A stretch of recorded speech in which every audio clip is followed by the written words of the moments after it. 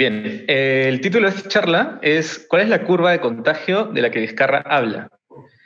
Porque pues hoy en día vemos de que se están mencionando muchos términos matemáticos, ¿no? Como, por ejemplo, curva, como número, como tasa. Pero la pregunta es, pues, ¿y qué significa todo esto? Seguramente han visto, pues, vieron este video, seguramente lo vieron en vivo, al presidente explicar de qué se trataba su estrategia para poder aplanar la curva, decía él. ¿A qué curva se refería? Se refería a esta, ¿no? Esta curva naranja que representa, digamos, el número de casos por día, y lo que él temía era de que esta curva creciera muy rápidamente, ¿no? Que se duplique cada 2 días.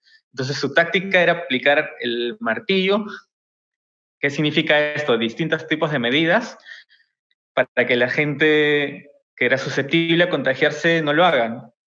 Y así poder lograr que esta curva se duplique, mejor dicho, que el número de infectados se duplique cada 5 días. Ya. Entonces, esta curva se trata de la curva de casos nuevos de contagio.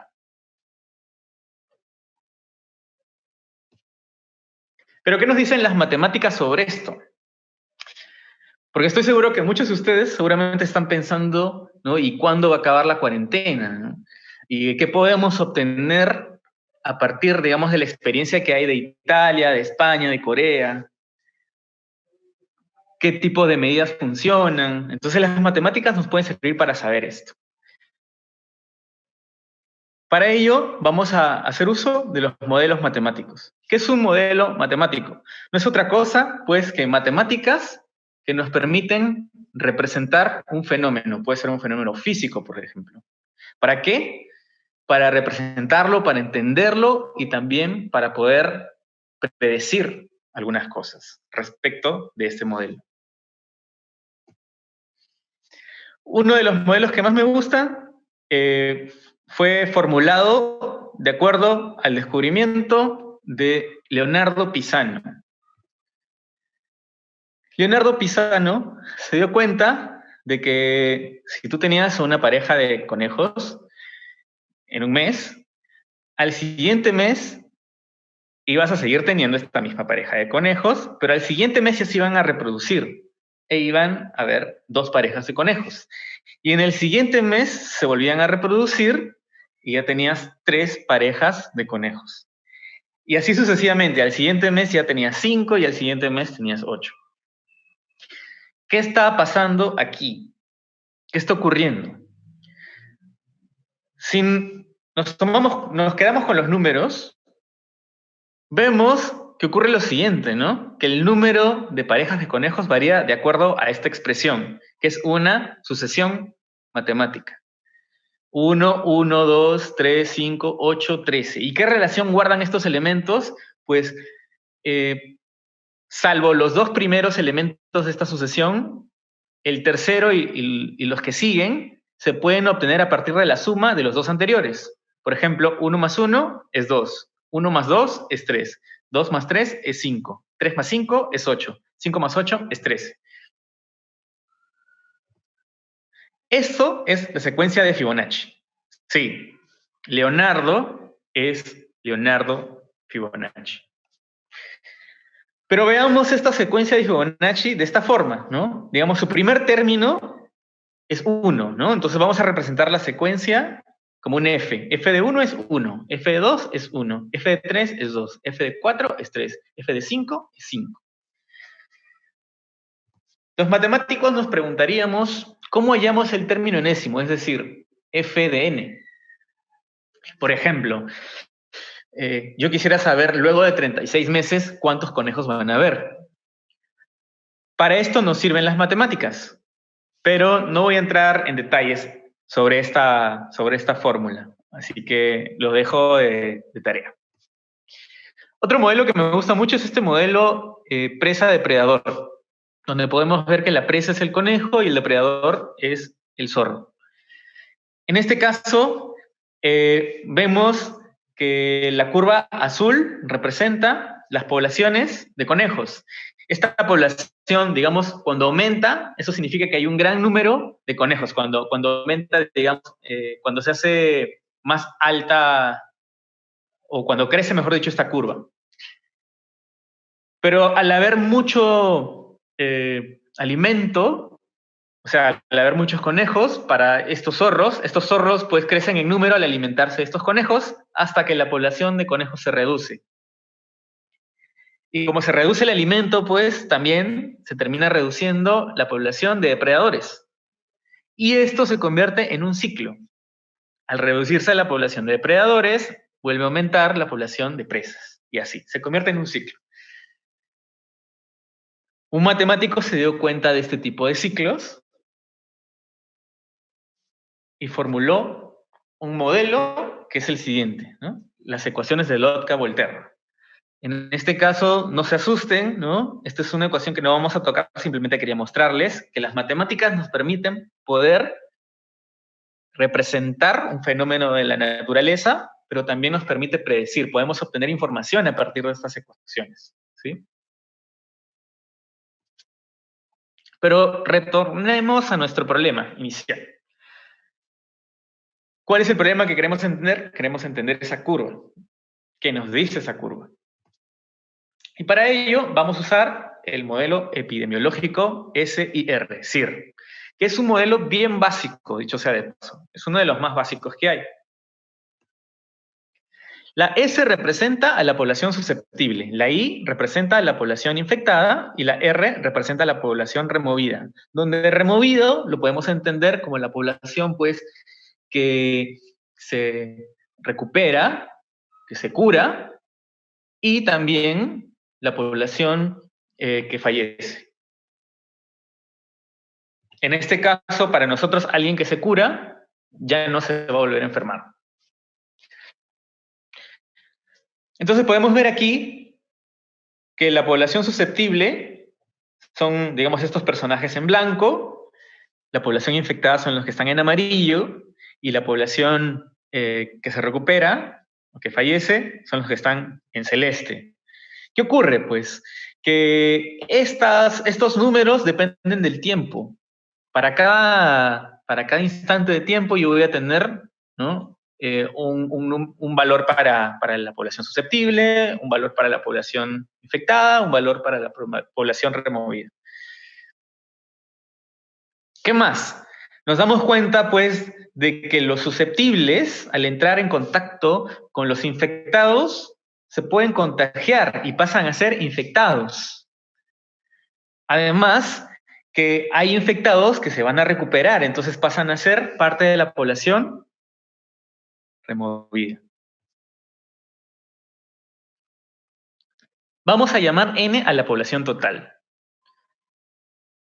La población total, obviamente, está caracterizada por la suma de quiénes, de la población infectada más la población removida más la población susceptible.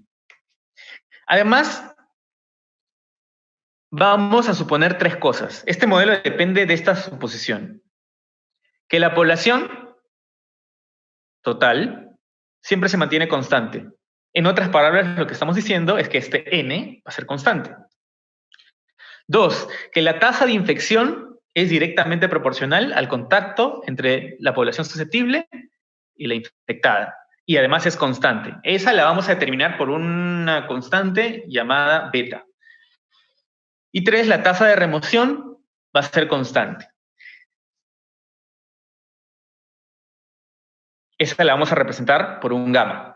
Ahora, esta tasa de infección, ¿qué nos está representando? Es la tasa, pues, que nos va a decir qué tanto de la población susceptible se convierte en población infectada. La tasa de remoción sería qué tanto de la población infectada se convierte en población removida. Y vemos, pues, que este modelo nos presenta, pues, unas ecuaciones. Estas ecuaciones son las tasas de cambio, ¿no? Son las razones de cambio, por ejemplo, de la población susceptible respecto del tiempo, la razón de cambio de la población infectada respecto del tiempo, la razón de cambio de la población removida respecto del tiempo. Y la pregunta es, ¿por qué está definida de esta forma? Bien, como la población susceptible va a entrar en contacto con la población infectada, y además parte de esa población susceptible se puede hallar a través de la tasa de infección, es por eso es que se multiplican beta por I por S, dividido entre la población total. Y es negativo, ¿por qué? Porque parte de la población susceptible va a pasar a ser infectada. En la segunda ecuación, vemos que esa población que pasó a ser infectada se suma, ¿no? Ahí aparece. Pero ahora tenemos que quitarle un factor que, que está dado por la multiplicación de la tasa de remoción por la población infectada. ¿Por qué? Porque pues va a haber una parte de la población infectada que se va a convertir en población removida. Y por eso al final, en la última ecuación, pues tenemos que esa razón de cambio está dada por la multiplicación de la tasa de remoción por la población infectada. Si se dan cuenta, si sumamos los tres, suman 0, ¿cierto? Se van cancelando. Eso nos está diciendo, en otras palabras, que la razón de cambio de la población total es 0. Y tiene sentido porque nuestra población total es constante.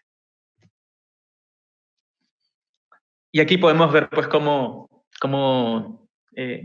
estas variables son dependientes una de otra, ¿no? Bien, ¿qué más? Vamos a necesitar condiciones iniciales. En este caso, en el tiempo inicial, tiempo 0, digamos, la población susceptible va a ser igual a ese sub 0. Ese sub 0 va a ser la población susceptible inicial. Y la población infectada en el tiempo 0 va a ser igual a I sub 0. Esa va a ser la población infectada inicial. Y en este caso, R, que es la población removida, va a ser 0, ¿no? Porque todavía nadie se ha recuperado y nadie ha fallecido. Estamos en el tiempo 0.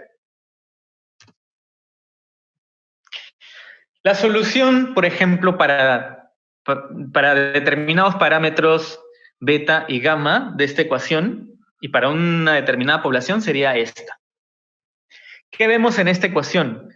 Perdón, ¿qué vemos aquí en esta gráfica? En esta gráfica vemos que la población susceptible comienza pues a reducirse, ¿no? ¿Y por qué se reduce? Porque parte de esta población se contagia y pasa a ser infectada.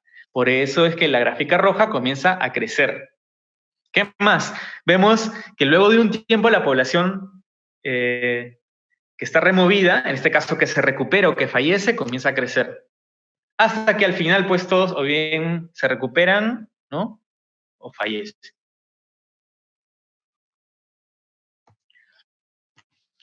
¿Por qué decimos que este problema tiene solución? Nosotros los matemáticos tenemos un resultado muy fuerte, muy potente, que es el teorema de existencia y unicidad. La unicidad la tenemos porque justamente estamos dando una condición inicial. Y la existencia, para los matemáticos que están viendo esta charla, pues tiene que ver con la continuidad, ¿no?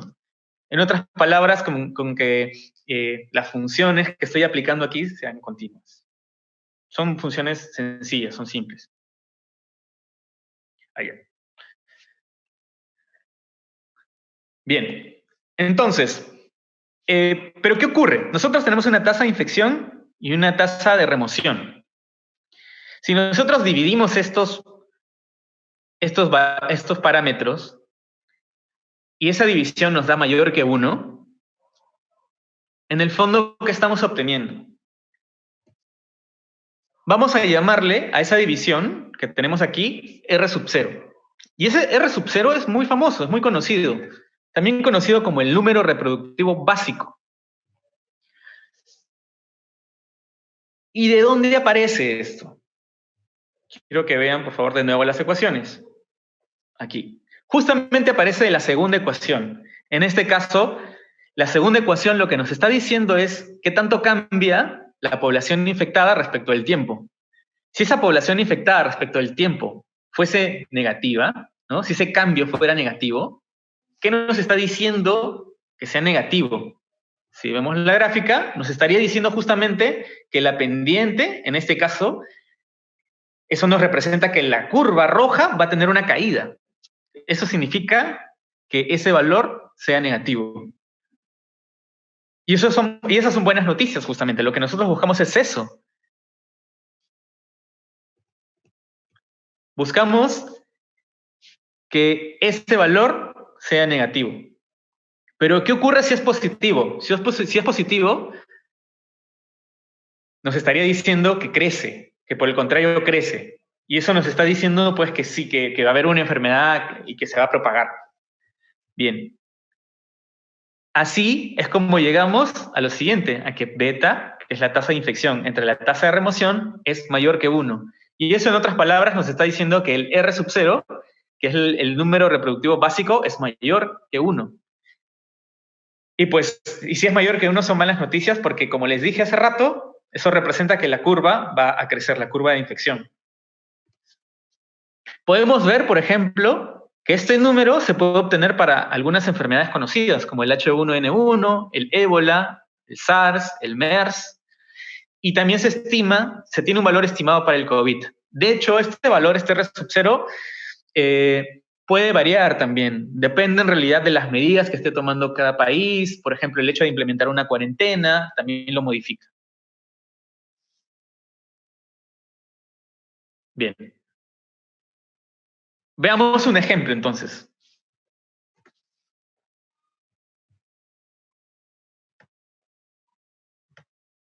Yo estuve jugando.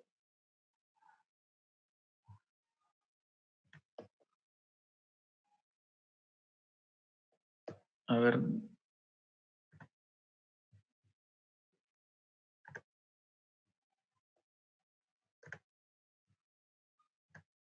Aquí está. Yo estuve jugando antes de la charla y programando un poco. Y me descargué una base de datos de las tantas que hay ahorita en Internet, ¿no? Esta pertenece a la Universidad Johns Hopkins. Y con esta base de datos, por ejemplo, uno puede, aplicando un poco de código, puede comparar, por ejemplo, países como Italia, España, Corea y Perú, y puede ver, pues, de que en el caso de Corea, la cantidad de casos confirmados, en este caso de infectados, va entrando, digamos, en equilibrio, ¿no? En este caso estamos viendo la cantidad acumulada. En el caso del Perú está creciendo. En el caso de Italia y de España también hay como una pendiente, ¿no? Hay una subida. ¿Qué más? También podemos comparar cómo se ven estos 4 países. En el caso de Corea, se ve las diferencias, ¿no? Entre Corea y el resto. Mientras los otros 3 están como de subida, el de Corea ya se estabilizó. El de Corea es el de verde, por si acaso. Aquí podemos ver la cantidad de casos confirmados en el acumulado en el Perú. Estos datos que obtuve son de ayer, por lo tanto, por eso es que todavía no superan los 5.000 casos. Hoy en día ya superamos los 5.000 casos.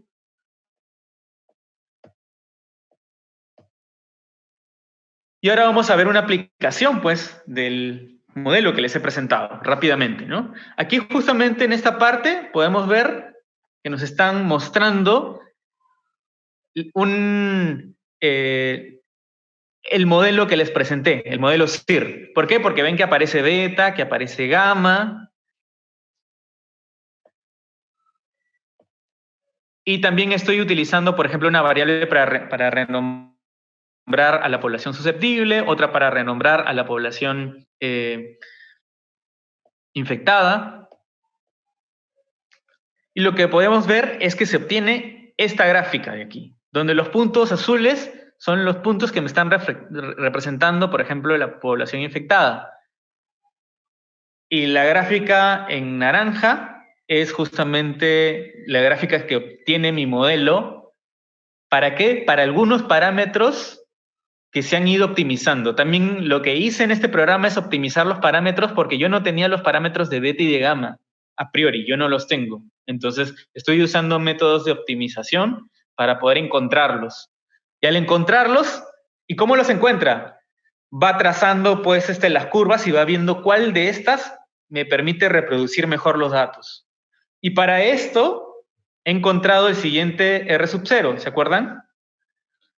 Que es mayor que 1 en este caso. En este caso estamos analizando la data de España. Y vamos a compararla rápidamente con la data de Corea. Esta es la de Corea. Podemos ver la gráfica coreana, donde ya vemos pues que la población infectada pues se mantiene constante o casi ya está disminuyendo, ¿no? En el orden del 0, como ven aquí. ¿Eso qué nos está diciendo? Si nosotros vemos, por ejemplo, su R sub 0, que ha bajado, ¿no? Es casi cerca de 1. Lógicamente, estos son modelos. Este es un modelo muy simple, como les dije, donde, por ejemplo, nosotros no estamos considerando de que alguien que ya se ha recuperado de la enfermedad pueda volver a recaer, no estamos considerando eso. Y hay que tomar en cuenta de que también al ser un modelo simple, pues hay data que sí se puede representar y otra que no. Para terminar, comparando las dos gráficas, vemos quién, por ejemplo, manejó mejor el asunto de la epidemia, de la pandemia, porque vemos pues que en el caso de España todavía no se estabiliza, pero en el caso de Corea del Sur sí, ¿no? Y esto tiene que ver mucho con las medidas que tomó el gobierno coreano, ¿no? Por ejemplo, usó sistemas de rastreo y todo esto. Entonces, esta gráfica que todos queremos que se achate, ¿no? En el fondo lo que queremos hacer es que este R sub 0, que yo mencioné antes, disminuya, ¿no? Sea menor que 1. Eso es lo que estamos buscando. ¿Y cómo se logra eso? Pues con métodos de cuarentena. Ahora están saliendo, por ejemplo, aplicaciones que pueden rastrear a las personas que están infectadas, etc. Gracias.